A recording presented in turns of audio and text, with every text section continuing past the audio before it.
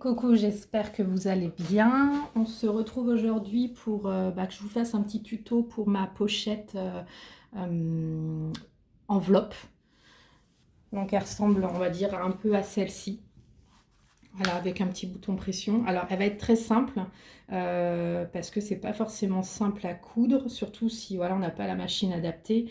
Moi j'ai pas vraiment, même si j'ai un pied presseur, enfin un pied de biche spécifique cuir simili-cuir, je trouve que voilà, ça a du mal à glisser malgré tout. Donc voilà, après je suis pas une pro donc voilà, donc en gros, vous allez pouvoir mettre vos cartes bancaires si vous le souhaitez et vos enveloppes directement à l'intérieur. Comme ça, c'est pas très épais. Donc ça, c'est plutôt bien. Voilà, et un petit bouton pression, histoire de fermer. Donc il vous faut un morceau donc, de simili-cuir, moi j'utilise. Après, vous voyez ce que vous voulez. Donc ça va être,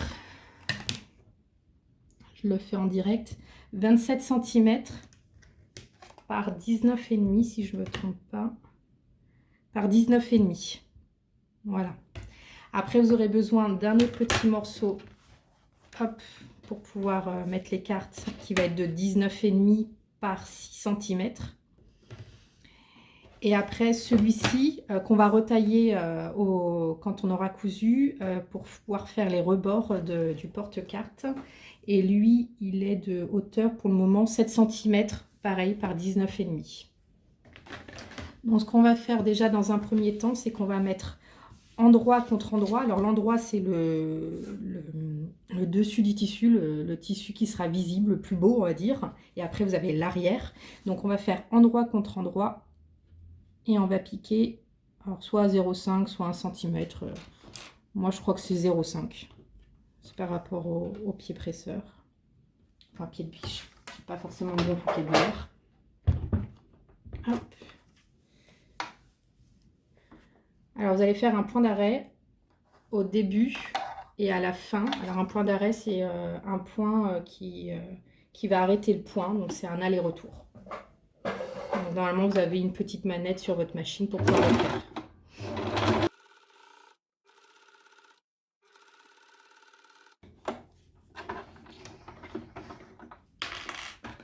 Hop, on coupe les fils.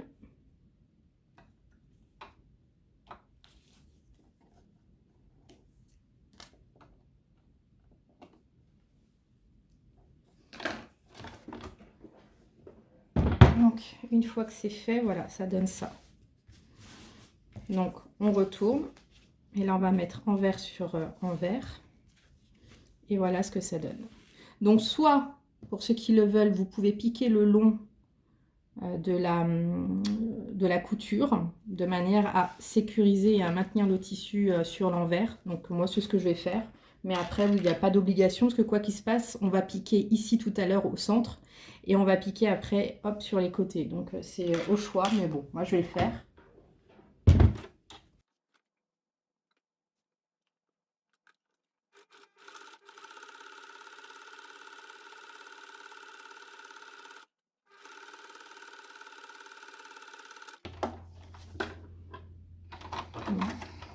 Je l'ai pas hyper bien fait. Je me suis écartée de la couture.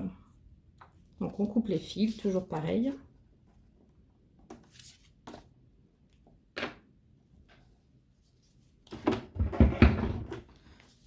Donc, bon, je sais pas si on va bien voir, mais on voit que là, je suis proche et là, je me suis écartée. Bon, après, c'est parce que je fais ça rapidement, mais après, voilà, il faut prendre le temps de le faire. Une fois que c'est fait, donc vous avez votre votre autre morceau de simili. Alors, moi, j'ai fait deux petites marques à 10 cm. C'est là où on va devoir plier. Donc, si on plie, hop, on met une petite pince et là, hop, également.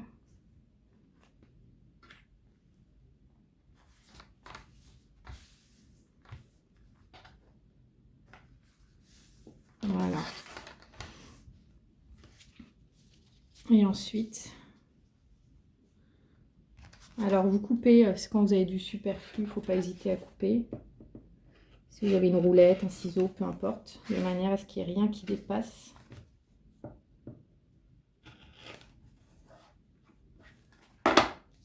Voilà. Et après, on positionne. Alors moi, je le positionne le plus en bas possible, tout simplement parce que, comme je vous ai dit, ma machine emporte le simili avec le pied, donc ça reste pas droit. Et c'est pour ça que j'ai du mal à faire des portefeuilles ou ce genre de choses. Alors, c'est pas nickel à cause de ça. Donc, je le mets le plus bas possible, de manière à ce que quand il sera retourné, ça ne se voit pas trop au niveau du bas, que c'est pas hyper droit. Voilà, hop, on va mettre les pinces. Donc juste sur une épaisseur. Hop. Voilà, de manière à pouvoir ouvrir comme ça. Donc on a dit que c'était 19,5, donc on va coudre à la moitié. Donc 19,5, ça fait du 9,5, 9,75 à peu près.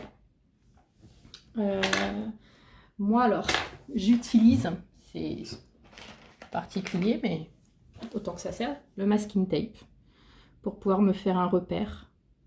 Donc je coupe un morceau. Hop. Et je vais positionner donc approximativement. Hop, et je vais coller.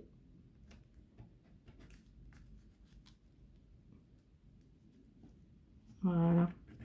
Comme ça, je vais suivre ici. Hop.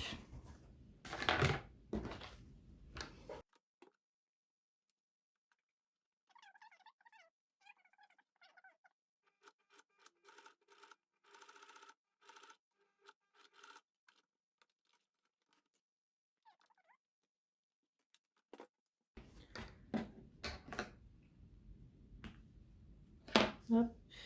Maintenant, quand je l'enlève,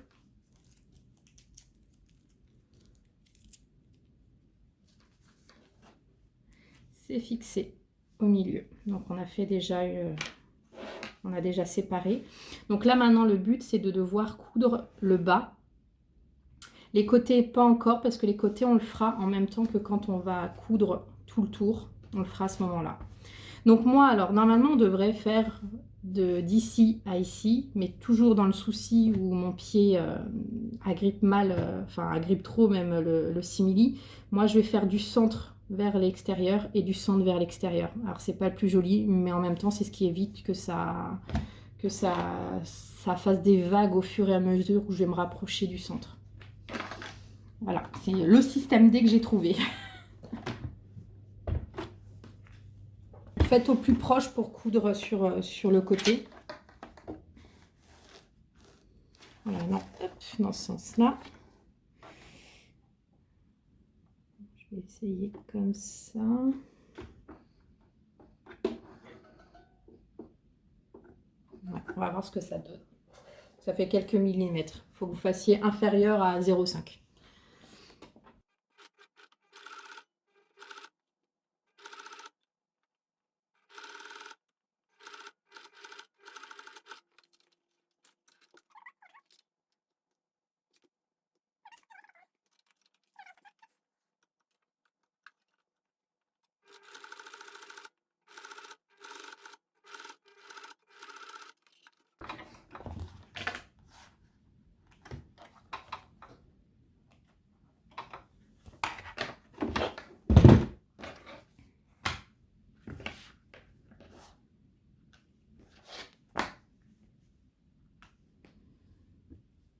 Donc vous allez voir, en fait, tellement ça tire le simili que, alors que c'était aux bonnes dimensions, quand on regarde, ça dépasse maintenant.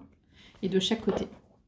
Donc c'est ça qui n'est pas simple avec le cuir, le simili. Alors de base, je pense que quand on a des vraies choses faites en cuir ou simili-cuir, c'est fait à la main en fait. On fait les trous, on coud à la main, mais c'est vrai que voilà, j'ai pas envie de m'amuser à coudre à la main, mais quand on regarde, même là, c'est pas droit en fait. Ça part, d'où le fait que on va jouer en rabattant. Moi, je vais jouer en le mettant un peu plus, voilà. Je sais pas si on voit bien, mais je le mets vraiment sur les rebords et je trouve, peut-être que je me trompe, mais que ça se voit moins que si je le mettais vraiment comme ça, quoi. On verrait vraiment une différence. On verrait que ça remonte. Que là, je joue un peu en le mettant au plus proche. Voilà, et je trouve que ça se voit peut-être moins. On verra à la fin. Je me trompe peut-être, mais voilà. Donc, on va déjà couper ce qui est en trop ici, sur les côtés. Hop, voilà. Alors, au choix, soit en haut, donc je vais mettre dans ce sens-là, on verra mieux, soit en haut, vous laissez en angle droit, soit vous pouvez arrondir, soit vous pouvez couper, faire un genre de... couper un triangle en fait. Je ne sais pas comment expliquer. Moi, c'est ce que je vais faire. On va voir ce que... Hop, histoire que ça ne se finisse pas vraiment droit, on va dire.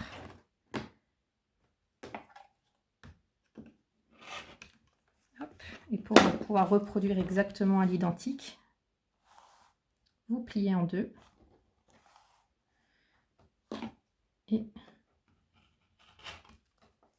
couper au même endroit. Voilà. Donc maintenant, alors j'ai pas mis de doublure, c'est pour ça que j'ai pris un simili. Alors il est noir et un simili où derrière c'est noir. Comme ça, je mets pas de doublure parce que c'est pas simple. J'ai du mal moi. Donc, enfin c'est pas beau je trouve.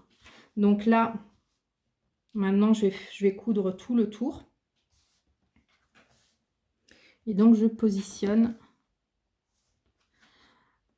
Alors toujours pareil, mon système D, c'est que je vais coudre, comment montrer, ici. Je vais m'arrêter à un endroit, peut-être par là.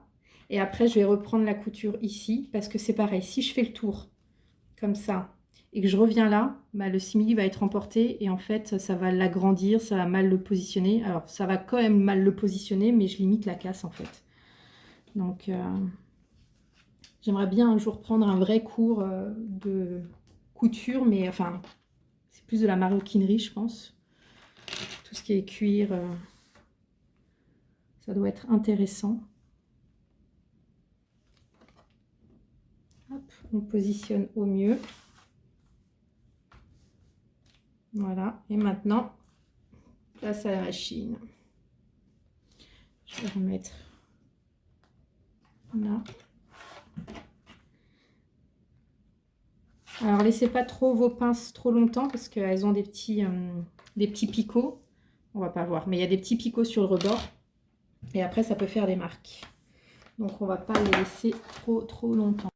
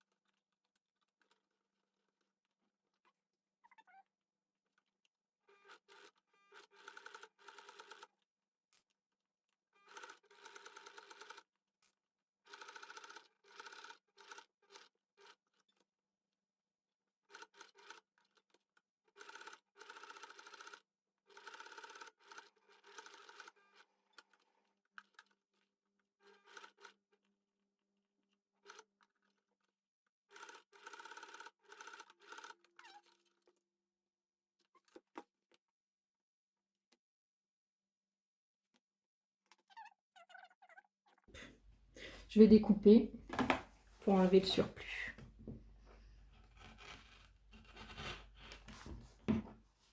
Hop.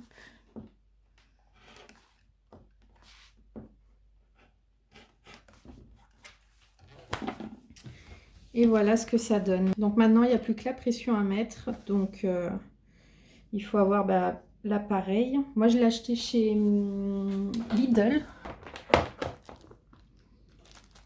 Alors pour ça, je vous laisserai regarder un tuto, parce que quoi que je peux vous montrer, mais ça va pas être simple. Hop. Hop. Hop. En gros, il faut 4 petits bitonniaux, donc je vais vous les montrer. Il y a le petit pic qu'il faudra pour les deux parties. Et par-dessus le petit pic, on a ce petit embout là qui viendra se mettre là et celui qui est en relief qui viendra se mettre là, de manière à ce que ça s'emboîte. Donc celui où il y a du relief, je vais le mettre en haut de la pochette et celui qui est creux, je vais le mettre ici. Donc on les sépare. Après, moi j'ai cet ustensile là, mais c'est pas fourni avec. Mais en tout cas, moi je l'ai, c'est ce qui m'aide à faire les trous. Donc en gros, c'est vous qui regardez un peu où est-ce que vous voulez mettre la pression. Voilà, moi je vais la mettre là. Donc je vais commencer à appuyer un peu. Hop. Et à traverser l'autre partie. Je sais pas si on voit, mais cette partie là aussi. Voilà. Donc on met le petit bitonio dans le trou. Voilà. Celui qui est en relief par-dessus. Et avec la pince qui est là, je vais venir aplatir. Donc il n'y a pas besoin d'appuyer hyper fort, mais voilà. Et voilà. Là j'ai mon autre trou qui est là.